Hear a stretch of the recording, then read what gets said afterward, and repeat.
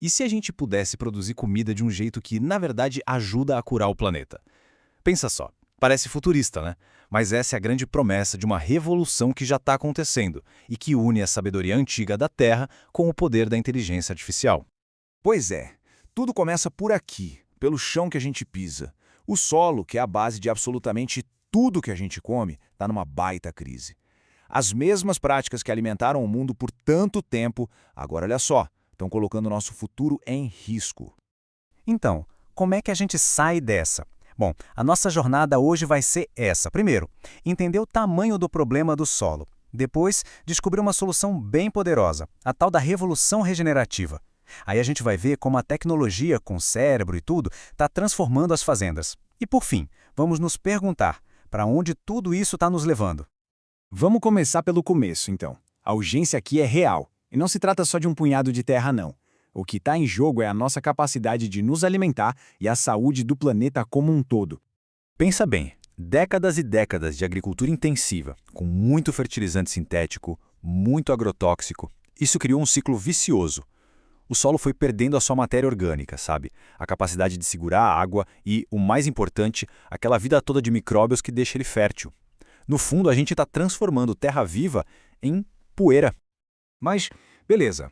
E se desse para reverter esse dano todo? A resposta pode estar num conceito que está ganhando muita força: a agricultura regenerativa. O nome já entrega o ouro, né? A ideia não é só sustentar o que sobrou, mas sim regenerar, curar a terra de verdade. A grande virada de chave aqui é na mentalidade. A fazenda deixa de ser vista como uma fábrica e passa a ser tratada como um ecossistema. O foco é trabalhar junto com a natureza. Em vez de arar o solo sem parar, se usa o plantio direto. Se usam culturas de cobertura para proteger a terra, se faz a rotação do gado para fertilizar. É, basicamente um jeito de trazer o solo de volta à vida. E não pensem que isso é coisa de fazenda pequena ou de entusiasta, não. As grandes empresas estão apostando alto nisso.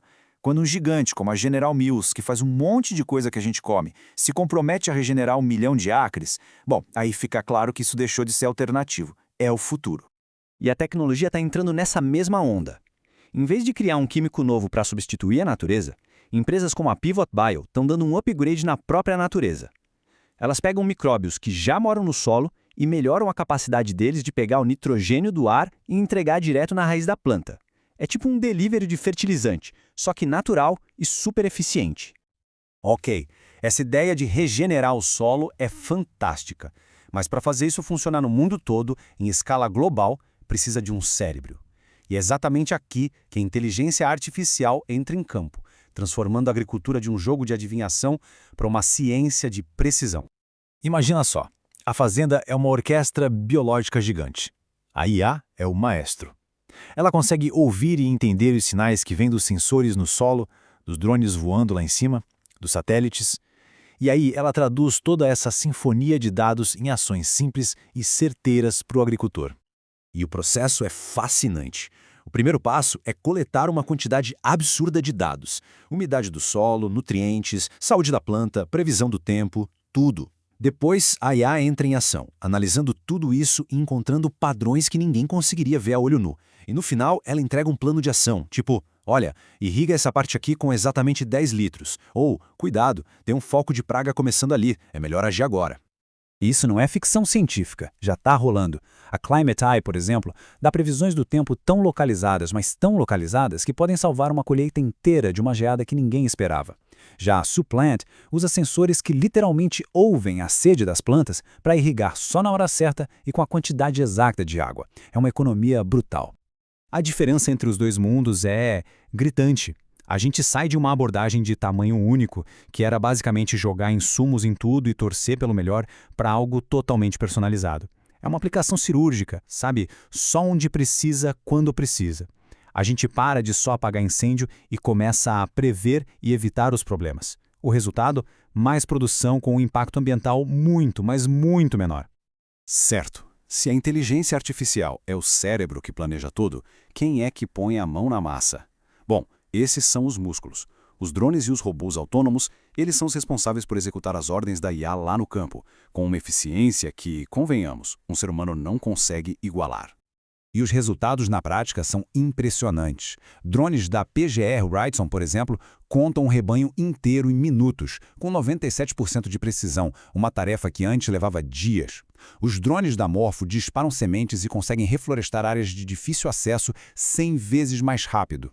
E os tratores autônomos da John Deere? Bom, esses já estão aí, trabalhando dia e noite sem parar. Toda essa tecnologia aponta para um futuro muito promissor, mas como toda ferramenta poderosa, é uma faca de dois gumes. Com ela, vem responsabilidades e riscos gigantescos que a gente precisa encarar. O potencial para o bem é enorme. Olha esse número. Uma redução de 4% nas emissões globais. Parece pouco? Pensa de novo. Isso é equivalente a simplesmente apagar as emissões anuais de um país inteiro como a Índia. É um impacto gigantesco, que vem só da otimização e da eficiência que a IA traz. Só que é aqui que a história fica mais complexa. Essa busca sem fim pela eficiência máxima, pela otimização perfeita, ela pode acabar nos cegando para alguns riscos. Riscos que a gente talvez nem imagine. E essa busca pela otimização total nos leva para ferramentas genéticas superpoderosas como o CRISPR. Pensa nele como uma tesoura molecular, que permite editar o DNA com uma precisão incrível. Com isso, dá para criar animais com características específicas como esses porcos supermusculosos feitos para render o máximo de carne possível. É o ápice da eficiência, certo? O problema é que essa eficiência tem um preço muito perigoso, a uniformidade. A natureza é forte porque ela tem diversidade. Quando a gente cria bilhões de animais que são geneticamente idênticos, a gente está construindo um castelo de cartas. Basta um sopro de vento mais forte, um único vírus novo, por exemplo, e tudo pode desmoronar de uma vez. Não existiria resistência natural. Mas a própria tecnologia pode nos dar um caminho mais inteligente. Em vez de redesenhar a vida, a gente pode criar soluções mais sutis. Pensa assim, em vez de um veneno que sai matando tudo pela frente, a tecnologia de RNA manda uma mensagem molecular que desliga um gene essencial só na praga que a gente quer combater. Para uma abelha mor-joaninha, essa mensagem não significa nada. Mas para a praga, é um nocaute certeiro. Isso tudo nos deixa com a grande questão. O objetivo final é usar toda essa tecnologia para a gente se tornar um guardião melhor da natureza, entendendo e restaurando os ecossistemas? Ou será que o objetivo é criar um sistema totalmente artificial, super otimizado, mas com todos os riscos que isso traz? O caminho que a gente escolher agora vai definir o futuro da nossa comida e do nosso planeta.